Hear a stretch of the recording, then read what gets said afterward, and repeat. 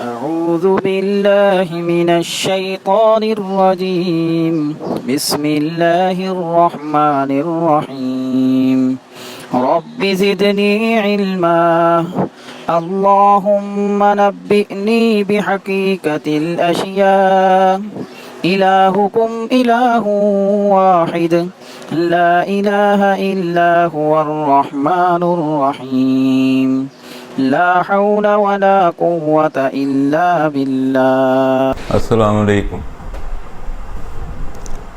آج کا موضوع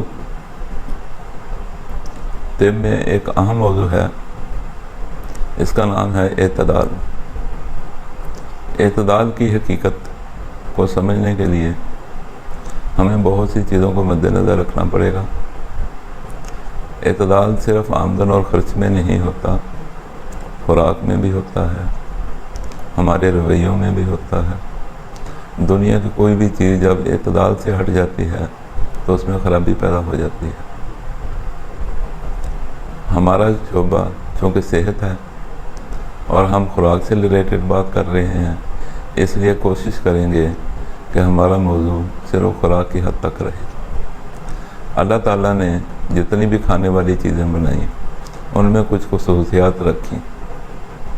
سب سے پہلی خصوصیت جو کسی چیز میں دیکھی جاتی ہے وہ ہے اس کی طبعی خصوصیات اور کیمیائی خصوصیات. طبعی خصوصیات میں اس کا رنگ، بو، ذائقہ، ایسی چیزیں آئیں گی، اور کیمیائی خصوصیات میں اس کی کیمیکل کمپوزیشن، اس کے اندر خفیہ صلاحیتیں، وہ سب اس میں آئیں گی. خوراک کو سمجھنے کے لیے ہمیں سب سے پہلے ایک چیز کو سمجھنا پڑے گا. کوئی بھی خوراک یا الکلائن بیسڈ ہوگی یعنی الکلی ہوگی، یا تیزابی ہوگی، یا نمکین ہوگی. جدید سائنس الکلی کو تیزاب سے اور تیزاب کو الکلی سے ختم کرتی ہے. جب بھی آپ الکلی کو تیزاب سے ختم کریں گے یا تیزاب کو الکلی سے ختم کریں گے تو جواب میں نمک ہی بنے گا، جو لازمی طور پر قدرت کے بنائے ہوئے توازن کو بگاڑ دے گا. اس توازن کو بگاڑ کو ختم کرنے کے لیے قدرت نے جو نظام بنایا ہے وہ یہ ہے کہ الکلی کو تیزاب ختم کرتا ہے، تیزاب کو نمک ختم کرتا ہے، اور نمک کو الکلی ختم کرتی ہے. یہ وہ راز ہے جو طب کے ماہرین نے آج سے ہزاروں لاکھوں سال پہلے معلوم کر لیا تھا. اس کو سمجھنے کی ضرورت ہے. ہر وہ چیز جو کچی تھی اور پھیکی تھی، پک کر وہ خواہ کتنی ہی میٹھی ہو گئی، اس کی بنیاد ہمیشہ الکلائن ہی رہے گی. ہر وہ چیز جو کچی تھی اور ترش تھی، پک کر وہ خواہ کتنی ہی میٹھی ہو گئی، اس کی بنیاد ہمیشہ ایسڈک ہی رہے گی. اور وہ چیزیں جن کے مزاج میں طراوت اور گرمی زیادہ ہے وہ سالٹش کہلائیں گی. ان سب خوراکوں کے علیحدہ گروپس بنا دیے گئے ہیں. ان کو وقت آنے پر ہم آپ کے ساتھ شیئر کریں گے.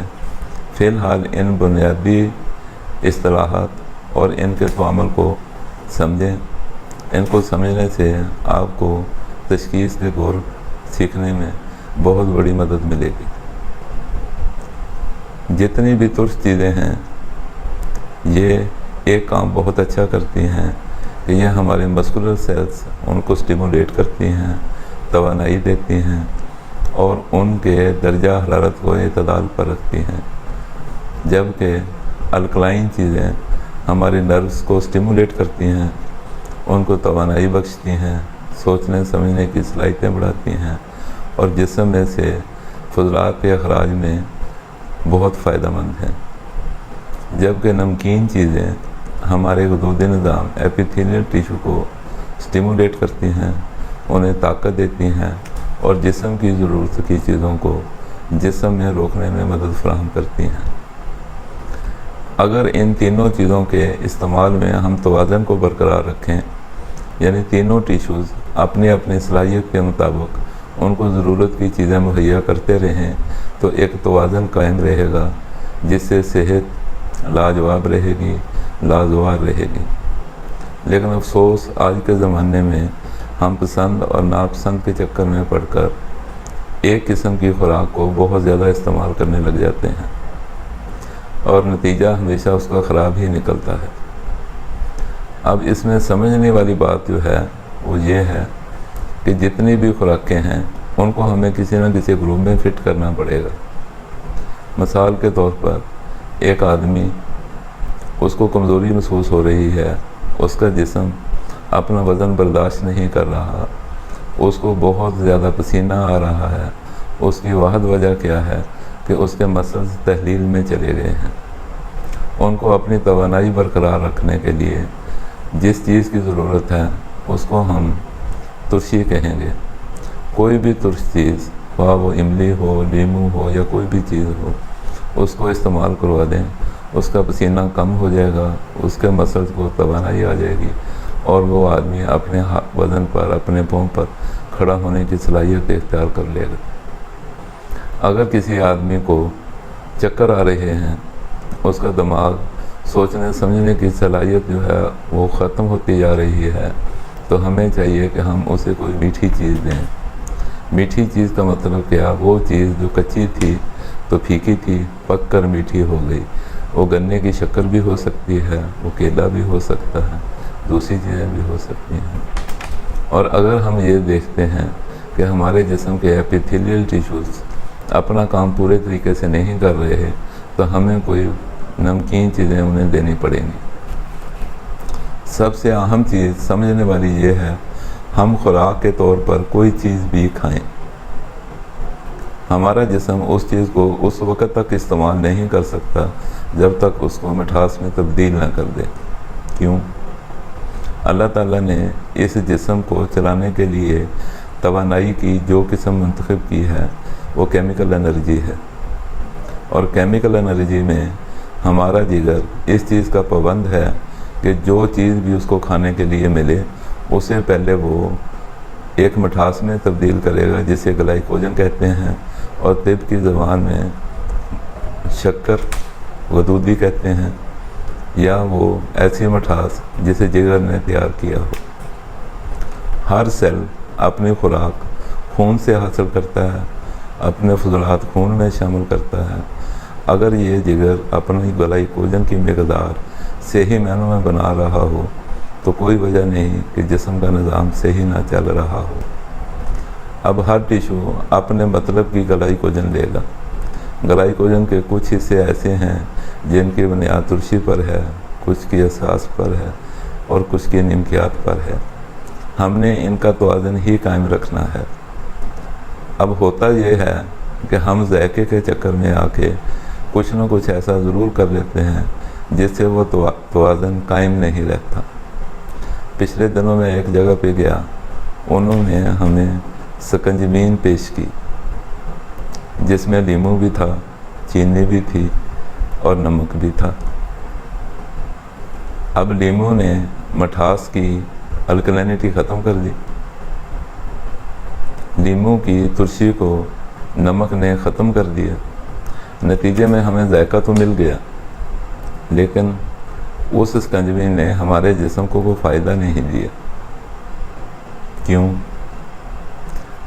اللہ تعالیٰ کا ایک نظام ہے جس کا مفہوم یہ ہے کہ ہم بعض چیزوں کو بعض سے ختم کر دیتے ہیں، ورنہ زمین پر فساد پیدا ہو جاتا۔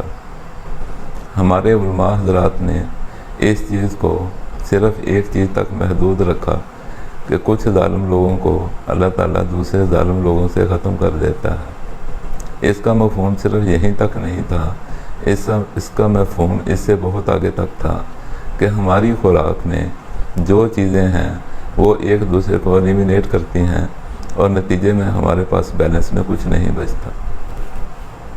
ہمیں چاہیے یہ تھا کہ ہم یہ دیکھتے کہ ہمارے کس ٹیشو کو خوراک کی ضرورت ہے، اس ٹیشو کی خوراک ہم دیتے تاکہ اس کی توانائی بحال ہو جاتی اور وہ اپنی کارکردگی دوسرے ٹیشوز کے برابر لے آتا، تو ہمارا مسئلہ حل ہو جاتا۔ لیکن ہم خوراک کو صرف ذائقے کی حد تک لیتے ہیں، اس کی روح یا اس کے دیگر فائدے ان تک ہم کبھی سوچتے بھی نہیں۔ اسی طرح میرے پاس ایک دوست آئے، کہنے لگے جی میرے ہاتھ اور پاؤں کے تلووں پہ چھالے نکل رہے ہیں۔ میں نے انہیں عرض کی کہ بھائی جان آپ نمک زیادہ استعمال کر رہے ہیں، اسے کم کریں۔ وہ فرمانے لگے جی کہ میں ڈاکٹر صاحب کے پاس گیا تھا، انہوں نے میرے بہت سارے ٹیسٹ کیے اور مجھے بتایا کہ آپ کے جسم میں نمکیات کی کمی ہے، میں تو نمک اس لیے زیادہ استعمال کرتا ہوں۔ میں نے انہیں بتایا کہ ڈاکٹر صاحب نے جو تشخیص کی تھی وہ صحیح کی تھی، انہوں نے نمکیات کا ذکر کیا تھا اور آپ نے نمکیات کے بجائے صرف خوردنی نمک یعنی سوڈیم کلورائڈ زیادہ لینا شروع کر دیا، جس کی وجہ سے آپ کے جسم میں سوڈیم کلورائڈ اتنا زیادہ اکٹھا ہو گیا ہے کہ وہ آبلے کی شکل میں ظاہر ہو رہا ہے۔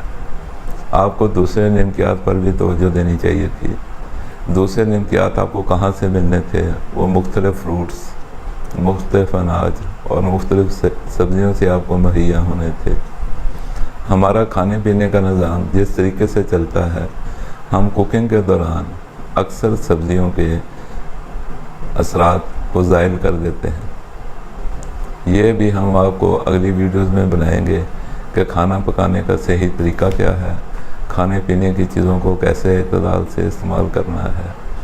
آج کا وقت یہ ہے کہ جو جدید سائنس ہے ان کے پاس اگر آپ اپنی ڈائٹ متعین کروانے کے لیے جائیں تو وہ کسی چیز کے اندر چھپی ہوئی اس کی صلاحیتوں کو مد نظر نہیں رکھتے، صرف کیلوریز کو مد نظر رکھتے ہوئے آپ کو ڈائٹ پلان بنا کے دے دیتے ہیں، جو کہ بالکل ایک جاہلانہ چیز ہے۔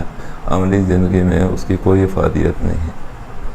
چاہیے تو یہ تھا کہ اس جسم میں جس ٹیشو کی خوراک کم ہے اس کو دوسروں کے برابر لانے کے لیے اس کو مہیا کر دیا جاتا، وہ اسے استعمال کرتا، سب ٹیشوز برابر کام کرنے لگتے اور مریض صحت مند ہو جاتا۔